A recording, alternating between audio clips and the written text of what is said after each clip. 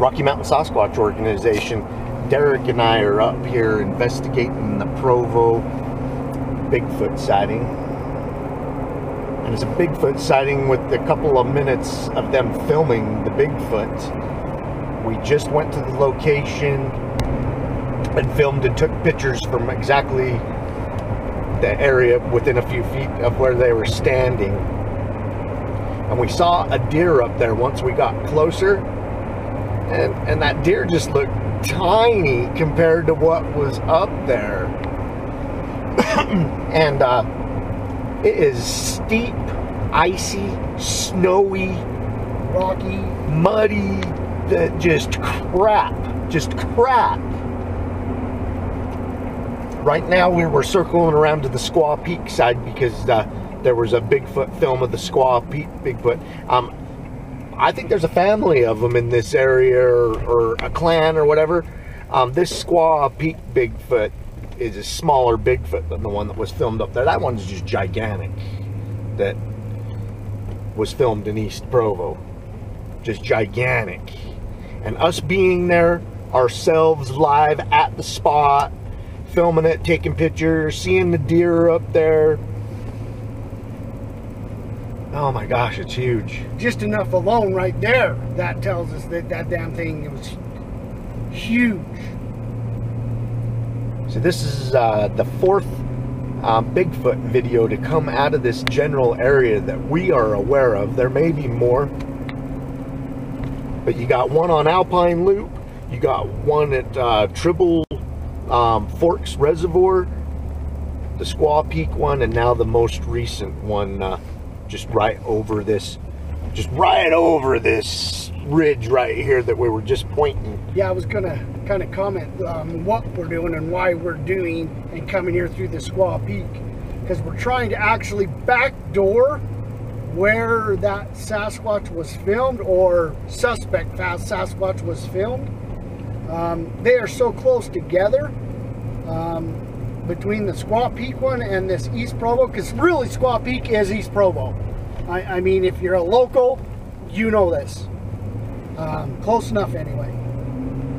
Yeah, and this Bigfoot was filmed a day or two ago, and you know, I don't think it's just gonna sit on the rock that they last saw it on up there.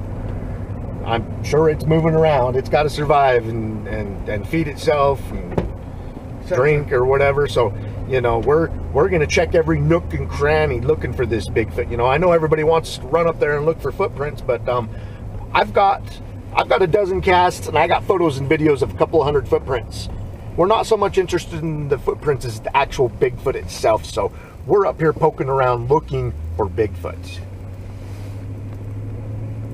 Yeah, I'm tired of all the footprints and stuff. We want Bigfoot. And it just ended for us. Yeah, last time we come up here, we had to hike past this point, I remember.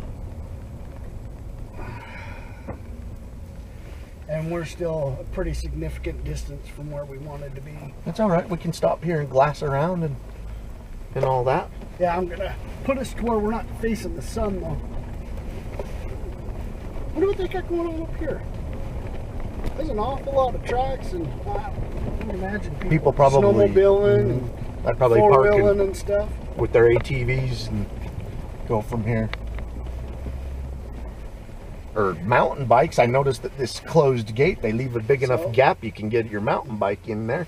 Basically, straight in front of us, what you're looking at, we would actually have to hike up over top of that hill, that mountain. And we'd be looking right down on where it happened. Mile and a half. Mm-hmm. Which I'll tell you is probably an easier hike. We were really trying to get up on the Squaw Peak, but the road's closed. This time of year it was expected, though. And honestly, if we could have got on that road and just kept going instead of just going to Squaw Peak, if we just kept going, it would have got us close enough to that hillside. It wouldn't have been that bad of a hike, but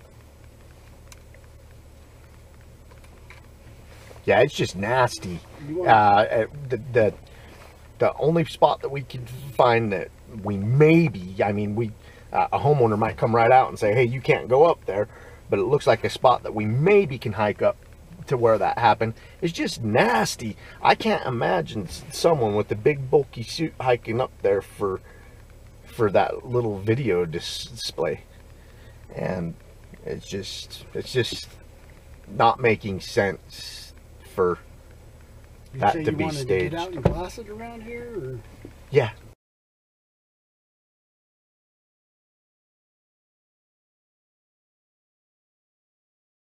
Spent a long time trying to find the best way to hike up to where that happened, and we finally just cheeked it straight up there, straight up the mountain, and it was rough. It's been a long time since I tasted blood hiking, and I tasted blood on this hike. I would climb 5 feet and slide back, you know, 3, and it was rough, and I made it up to the spot. Derek was, I was in the exact spot, give or take a couple of feet. Derek was sitting exactly where it was filmed, give or take a couple of feet, so we got pictures and video of me up there at the spot. And before I got to the clearing where the Bigfoot was filmed, I found a 17 to 18 inch long Bigfoot track in that granular powder snow, and it was going downhill, so it could have slid a little bit, so who knows the size, but it was big and at least 8 inches wide. Then I tell the camera, I'm like, I'm pretty sure that's the clearing right there, I'm pretty positive.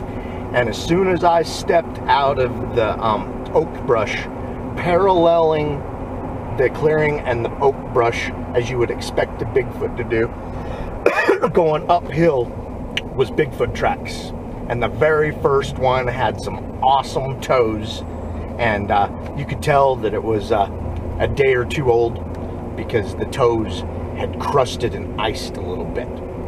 So we found those, and then just beyond those, when I got to the center of the clearing, I found human footprints, boot tracks, that are a little bit smaller than mine. I wear a size 10.5, and these may have been 8 or 9s, whatever. And then scouting around a little bit more, coming the opposite direction of where I come out across that clearing, I found another set of Bigfoot tracks.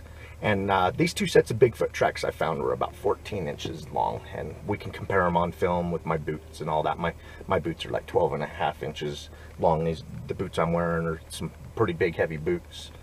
So I don't know if there's two individuals up there, or if the really big one I found, if it was that same one that slid a little bit in the snow and going downhill and made its track look bigger. But yeah, it looks like Bigfoot tracks to me, and it looks like a Bigfoot was filmed there a couple of days ago. I'm not saying it was Bigfoot, but those are two things together. I know somebody said it on Reddit on that video that they hiked up there and didn't find anything, and I'm sorry that you missed those Bigfoot tracks, but there's Bigfoot tracks up there. It's hilarious. Just to throw my 2 cents in there, just because I was one down there where footage was being taken and Kelly was standing up there. Whatever that was, to me, looked like it was at least twice the size of Kelly. So much bigger than Kelly. It dwarfed him. So yeah, and we'll put that footage out there so that you guys can look at me up there, and you guys can go back and look at that video. And hey, those guys that filmed it, hey, you guys did a wonderful job for just something happening like that out of the blue. Thank you for getting that footage. It was awesome. And the other guy that hiked up there and everything, I mean, I apologize that you missed those tracks, because they were awesome. Bigfoot, in my experience and researching and studying Bigfoot videos, in most cases, they do what they can to stay out of the snow. I don't know if it's to not leave footprints, or just, you know, they don't like their feet in the cold snow or whatever. So they try to step on rocks and logs and stuff like that, and then I probably found a dozen tracks up there. In a lot of cases, I mean, I'm usually searching for some type of log, rock, brush, you know, something to help give me footing, to give me traction. I remember that one time you found that muddy paw print. I think it was a bear on that log that one time. Yeah. But I would expect a Bigfoot might do that from time to time too, with its foot or its hand.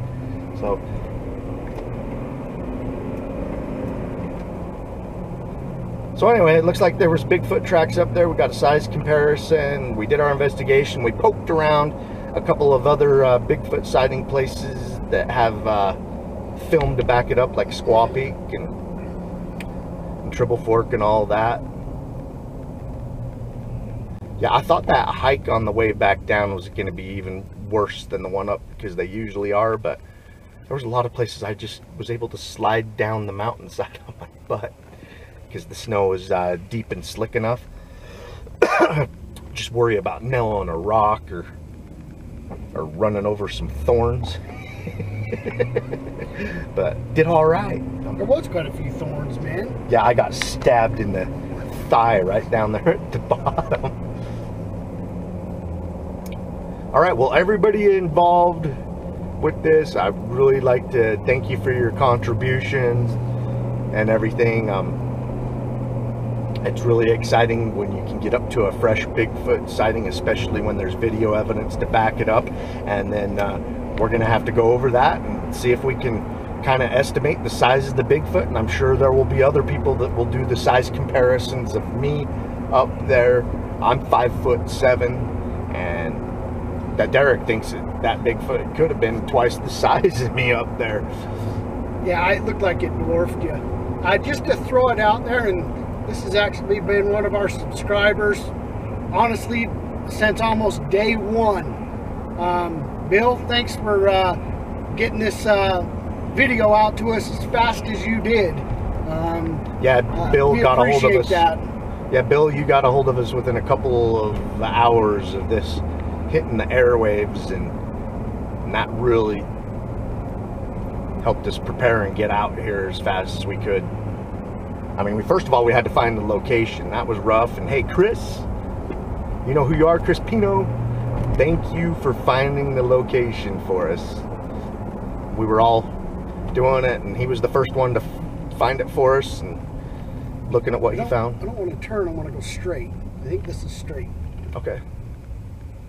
All right, well, I hope you guys enjoyed us visiting a Bigfoot sighting location within a couple of days of the Bigfoot sighting. We're on our way home now, and we're going to go through that footage and get it out to you. Keep on watching. We're going to keep on squatching.